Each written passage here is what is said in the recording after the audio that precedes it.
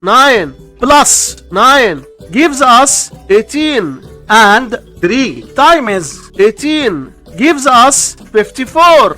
So 270 divided by 54 is just 5. But this answer is not correct, because according to the order of operations, first we have to do parentheses, then exponents, then multiplication or division, and then finally addition or subtraction. Remember that multiplication and division have equal priority, and we have to work from left to right. And the same applies to addition and subtraction. In this expression, we have one division, one multiplication, and one parenthesis. Inside these parentheses, we have one addition. Here we have a multiplication, because in mathematics, when a number is placed next to parentheses, it means multiplication, and we usually don't write the multiplication sign for brevity. So according to the PEMDAS, first we have to do this parentheses,